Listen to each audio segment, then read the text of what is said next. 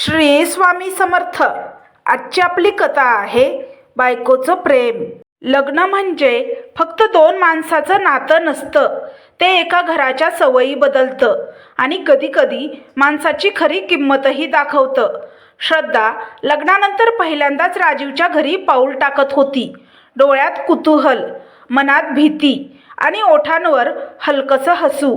दारात उभी असलेली सासू म्हणाली, "ए सुनबाई, घर तुझंच आहे." श्रद्धाने वाकून नमस्कार केला. घर मोठं नव्हतं, पण नीटनेटकेपणा होता. भिंतीवर फोटो, कोपऱ्यात देवघर आणि मधोमध राजीवचा फोटो, ऑफिसच्या अवॉर्डसोबत. सासूबाईंनी तो फोटो दाखवला. "हा बघ, आमचा राजीव, घराचा कणा आहे." श्रद्धा हसली. ती मनात म्हणाली, "नशीबवान आहे मी." राजीव सकाळी लवकर उठायचा. ऑफिसला जायच्या आधी आईवडिलांची चौकशी, बायकोसाठी हलकसं हसू आणि मग धावपळ. श्रद्धा काही दिवसातच लक्षात आलं, या घरात सगळं राजीव भोवती फिरतं. घराचा खर्च, विजेचं बिल, किराणा, भाऊ बहिणींची गरज, आईवडिलांची औषधं, सगळं राजीव.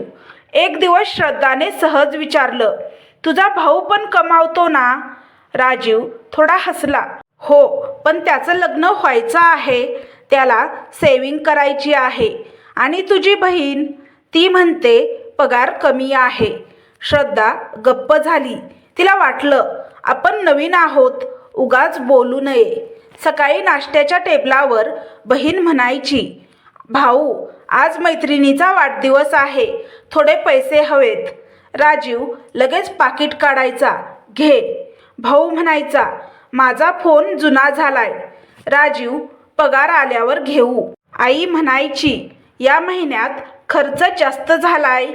राजीव, "मी बघतो" म्हणायचा. श्रद्धा हे सगळं पाहायची. तिच्या मनात एक प्रश्न यायचा, पण तो तिथेच थांबायचा. हे सगळं प्रेम आहे की सवय? श्रद्धा स्वयंपाकघरात मन लावून काम करायची. सासूबाईंना मदत, सासऱ्यांसाठी चहा, भाऊ बहिणींसाठी आवडीचं जेवण. एक दिवस सासूबाई म्हणाल्या, "तू खूप समजूतदार आहेस ग." श्रद्धा हसली, पण मनात काहीतरी बोचत होतं. घर चालवायला फक्त समजूतदारपणा पुरतो का? तो दिवस साधाच होता, पण त्याच दिवशी सगळं बदलणार होतं. राजीव ऑफिसहून लवकर आला. चेहऱ्यावर थकवा, डोळ्यात चिंता. श्रद्धाने विचारलं, "काय झालं आज लवकर?" राजीवने पाणी पिलं आणि म्हणाला, "कंपनीत तोटा चालू आहे, म्हणजे काही लोकांना कमी करणार आहेत." श्रद्धाच्या हातातून वाटी निसटली. "तुझं नाव?" राजीव क्षणभर गप्प. "माझं नाव आहे यादीत." घरात शांतता पसरली. 2 आठवड्यातच ते घडलं. राजीवची नोकरी गेली. घरात कुणी काही बोललं नाही, पण न बोलणंही कधी-कधी खूप काही सांगतं. राजीव पहिल्या दिवशी म्हणाला, "घाबरू नकोस, मी सेविंग केलेली आहे, लवकरच नोकरी मिळेल." श्रद्धाने त्याचा हात धरला. "मी आहे ना." तो हसला, पण डोळे भरले. 1 महिना गेला. राजीव रोज बाहेर जायचा. CV देणं, फोन, इंटरव्ह्यू. घरी परतायचा निराश. श्रद्धा काही विचारायची नाही, फक्त जेवण वाढायची. एका संध्याकाळी भाऊ म्हणाला, "भाऊला नोकरी मिळाली का नाही अजून?" श्रद्धा म्हणाली, "शोधत आहेत." बहीण हसत म्हणाली, "1 महिना झाला, आता तरी लागायला हवी ना." श्रद्धाने पाहिलं. आई वडील गप्प. भाऊ पुढे म्हणाला, "इतके दिवस घरी बसून फुकट खातोयस." ते शब्द श्रद्धाच्या काळजात घुसले. ती काही बोलली नाही, पण तिच्या मनात वादळ होतं. हा तोच राजीव आहे, ज्याच्या पगारावर सगळे जगत होते. आणि आज फक्त 1 महिना. त्या क्षणी दार उघडतं. राजीव आत येतो. त्याच्या हातात एक फाईल आहे. त्याच्या चेहऱ्यावर वेगळाच भाव आहे. तो काहीतरी सांगायला तोंड उघडतो, पण त्याआधीच बहीण पुन्हा म्हणते, "भाऊ, अजून किती दिवस असेच फुकट?" राजीव थांबतो. श्रद्धा उभी राहते. तिच्या डोळ्यात आता शांतता नाही, आता आग आहे. काही जखमा शब्दांनी होतात आणि त्या रक्त न येताही खूप खोलवर जातात. श्रद्धा उभी राहिली. आत्तापर्यंत ती या घरात शांत होती, समजूतदार होती, नवीन सून होती. पण आज तिच्या सहनशीलतेची सीमा संपली होती. बहिणीचा तो टोमणा अजूनही हवेत लटकत होता. इतके दिवस घरी बसून फुकट खातोयस. श्रद्धाने राजीवकडे पाहिलं. तो मान खाली घालून उभा होता, जणू अपराधी असल्यासारखा. तिच्या छातीत काहीतरी तुटलं. फुकट, तो शब्द तिच्या तोंडातून बाहेर पडला. पण त्यात राग नव्हता, त्यात वेदना होत्या. फुकट म्हणजे काय? ती थेट बहिणीकडे पाहत म्हणाली. बहीण गोंधळी. म्हणजे मी तसं. श्रद्धा पुढे आली. ज्या राजीवच्या पगारावर तुम्ही इतके दिवस जगलात तेव्हा फुकट हा शब्द आठवला नव्हता. घरात शांतता. भाऊ मान खाली घालून बसलेला. श्रद्धा थांबली नाही. तो सकाळी लवकर उठायचा, रात्री उशिरा यायचा. घरात काय चाललंय, घरातील कार्यक्रम, सण एन्जॉय करायला सुद्धा वेळ नसायचा. ती राजीवकडे पाहते आणि तरीही त्याच्या पगारातून घर चालायचं, तुमचे खर्च भागायचे, तुमच्या गरजा पूर्ण व्हायच्या. श्रद्धा पुढे म्हणाली. त्याची नोकरी जाऊन आज फक्त 1 महिना झाला आहे. तिने हाताने एक आकडा दाखवला. 1 महिना. हा 1 महिना त्याच्या सेव्हिंग्सवर गेला आहे. ती थेट आईवडिलांकडे पाहते. तुम्हाला माहीत आहे का या घराचा खर्च किती आहे? कोणीच उत्तर देत नाही. गेल्या महिन्यात श्रद्धा ठामपणे म्हणाली, तुम्ही दोघांनी मिळून घरात फक्त 5,000 रुपये दिले. भाऊ ताठ झाला आणि 5,000 रुपयात तिचा आवाज थरथरला. आजच्या काळात घराचा किराणा सुद्धा येत नाही. तिने श्वास घेतला. आणि तरीही तुम्ही त्याला टोमणे मारताय. आई डोळे पुसत बसली होती. वडील खाली पाहत होते. श्रद्धा म्हणाली, आई बाबा तुम्ही काहीच बोलत नाही. हा तोच मुलगा आहे जो तुमच्यासाठी कधी थकला नाही. आज तो थोडा अडखळला तर तुम्हीही गप्प. तुम्ही तुमच्या लहान मुलांना समजावून सांगितलं नाही. राजीव अजूनही शांत होता. त्याच्या मनात विचारांचा पूर आला होता. मी खरंच फुकट खातोय का? मी खरंच ओझं झालोय का? त्याच्या हातातील फाईल घट्ट पकडली गेली. बहीण थोडी चिडून म्हणाली, वहिनी आम्ही पण कमावतो, आमचंही आयुष्य आहे. श्रद्धा त्वरित म्हणाली, हो तुम्ही कमावता, पण घर चालवणं आणि फक्त स्वतःसाठी कमावणं यात फरक असतो. राजीवने तुम्हाला कधी विचारलं नाही तुम्ही घरात किती पैसे देणार. त्याने कधी हिशोब लावला नाही. आज तो अडचणीत आहे म्हणून तुम्ही त्याचं मोजमाप करता. तो पुढे आला. हळू आवाजात म्हणाला, श्रद्धा सोड, वाद नको. पण श्रद्धा थांबली नाही. नाही, आज बोलायचंच. आज जर राजीव शांत आहे तर तो कमकुवत नाही. तो फक्त आपल्या लोकांकडून आदराची अपेक्षा करतोय. तिने श्वास घेतला. पैसा जातो पण माणूस उरत असतो. घरात वातावरण जड झालं. भाऊ अपराधी नजरेने पाहत होता. बहीण गप्प झाली होती. आई हळू आवाजात म्हणाली, चूक झाली पण आम्ही. श्रद्धा सौम्य झाली. चूक सगळ्यांकडून होते आई, पण टोमणे मनावर ओरखडे करतात. श्रद्धाचा राग थोडा शांत झाला. तेवढ्यात राजीव पुढे आला. हातातील फाईल टेबलावर ठेवली. तो काही बोलणार पण पुन्हा टोमणा. भाऊ म्हणतो, ठीक आहे पण नोकरी कधी लागते? तो प्रश्न, तोच घाव.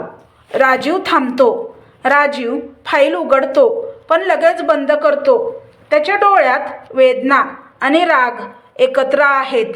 तो म्हणतो, आज मला कळलं, माझी नोकरी गेलेली नाही.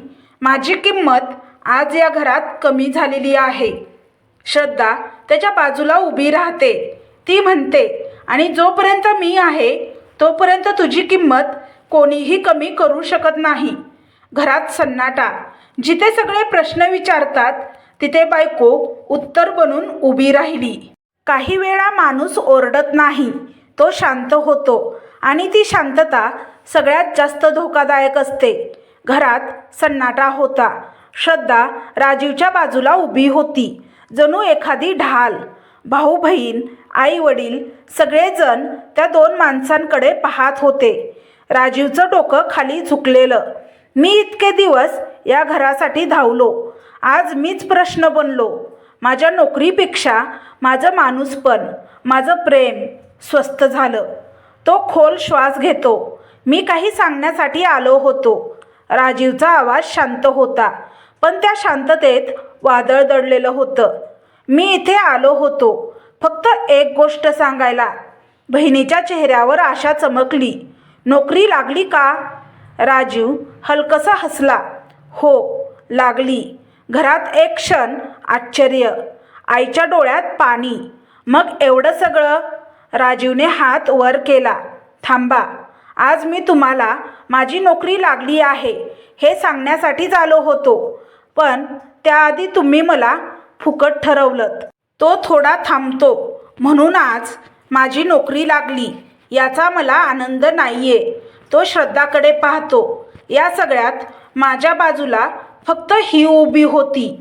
श्रद्धाचे डोळे भरून येतात. राजीव वळतो. माझी नोकरी गेली तर मी ओझं झालो. मी कमावत होतो तेव्हा मी देव होतो. माझं सगळीकडे कौतुक व्हायचं. माझी किंमत फक्त पगारापुरतीच होती का? कोणीच उत्तर देत नाही. आई हळू आवाजात म्हणते, बाळा, आम्हाला असं म्हणायचं नव्हतं. राजीव शांतपणे म्हणतो, पण तुम्ही गप्प होता. कधी कधी गप्प राहणंही अन्याय असतं. वडिलांचे डोळे पाणावतात. राजीव सरळ उभा राहतो. आज मी एक निर्णय घेतोय. सगळे ताठ होतात. या घरात आत्तापासून सगळे समान पैसे देतील. घर सगळ्यांच्या पैशावर चालेल. मी एकटा सगळ्यांची जबाबदारी उचलणार नाही. बहीण चकित. भाऊ, तो थांबवतो. माझं, माझ्या बायकोचं आणि उद्या आमच्या मुलांचं भविष्य. तो शब्द ठामपणे उच्चारतो. मी ते सुरक्षित करणार आहे. श्रद्धा त्याचा हात धरते. भाऊ, हळू आवाजात म्हणतो. भाऊ, आम्ही चुकलो. बहीण डोळे पुसत म्हणते, आम्हाला कल्पनाच नव्हती की तुला इतकं वाईट वाटेल. राजीव पाहतो. चूक तेव्हाच कळते जेव्हा आधार हलतो. आई पुढे येते. माफ कर आम्हाला.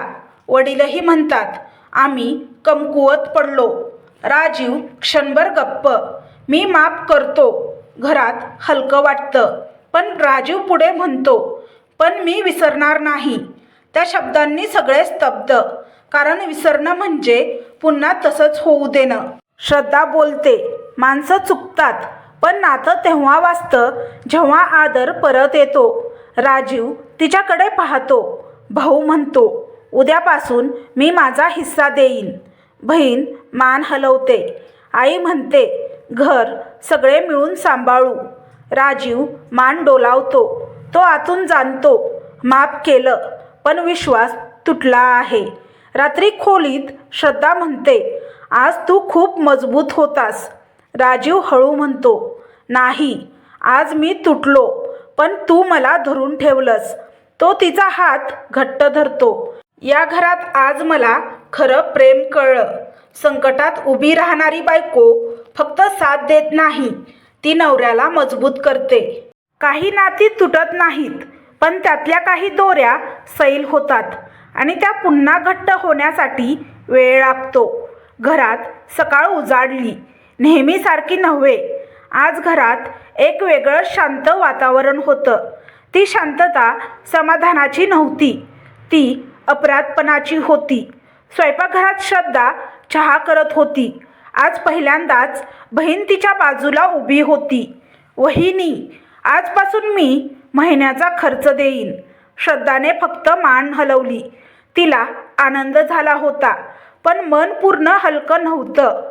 राजीव वर्तमानपत्र वाचत बसला होता, पण अक्षर दिसत नव्हती. डोक्यात सतत तोच प्रश्न, मी जर नोकरीला नसतो तर आजही हे सगळं घडलं असतं का? त्यांनी मी फुकट खात आहे असाच विचार केला असता का? आईने चहा देताना हळूच विचारलं, बाळा, आज ऑफिस कधी? राजीव शांतपणे म्हणाला, 9ला. आई थोडी थांबली. काल जे झालं त्यासाठी राजीवने वर पाहिलं. आई, माफी मागून गोष्टी संपत नाहीत. आईचे डोळे पाणावले. रात्री श्रद्धा म्हणाली, तू मनात धरून ठेवू नकोस. राजीव हसला. मी धरून नाही ठेवलं, पण मी फक्त शिकलो. आज मला कळलं, सगळ्यांची साथ सारखी नसते. महिन्याच्या शेवटी घरात सगळे बसले. राजीव म्हणाला, घर चालवायला आपण सगळे जबाबदार आहोत. कोणाचं ओझं कोणावर नको. सगळ्यांनी मान डोलावली. भाऊ म्हणाला, भाऊ, आधी आम्ही विचारच केला नव्हता. आज कळतंय घर चालवणं काय असतं. राजीव शांत होता. श्रद्धा काहीच बोलली नाही. तिला भांडण जिंकायचं नव्हतं. तिला नातं वाचवायचं होतं. रात्री उशिरा राजीव खिडकीत उभा होता. श्रद्धा जवळ आली. अजूनही विचार करतोयस? तो हळू म्हणाला, मी आज माफ केलं, पण विसरलो नाही. कारण जेव्हा सगळं माझ्यावर अवलंबून होते तेव्हा मी माणूस होतो. आज जेव्हा मी अडचणीत पडलो तेव्हा मी प्रश्न बनलो. श्रद्धा त्याचा हात धरते. तू प्रश्न नव्हतास. तू फक्त चुकीच्या माणसांसमोर खरा निघालास. काळ पुढे सरकतो. घर चालू राहतं. जबाबदाऱ्या वाटल्या जातात. पण राजीव आता बदलला होता. तो देतो, पण मर्यादेत. एक दिवस भाऊ म्हणतो, भाऊ, तू बदललास. राजीव हसतो. नाही, मी शिकलो. तो श्रद्धाकडे पाहतो. माझ्या बाजूला एक माणूस उभा होता. श्रद्धा म्हणते, पैसा गेला तर सगळं संपत नाही. माणूस गेला तर सगळं संपतं. ज्या घरात बायकोचं प्रेम उभं राहतं तिथे नवरा कधीच हरत नाही. तर तुम्हाला ही कथा कशी वाटली हे कमेंट बॉक्समध्ये कमेंट करून नक्की सांगा. कथा आवडल्यास व्हिडिओला लाईक, शेअर, सबस्क्राईब करा. व्हिडिओला हाईप करा, जेणेकरून हा व्हिडिओ जास्त प्रेक्षकांपर्यंत पोहोचेल. व्हिडिओ पाहिल्याबद्दल तुमचे मनापासून धन्यवाद. श्री स्वामी समर्थ.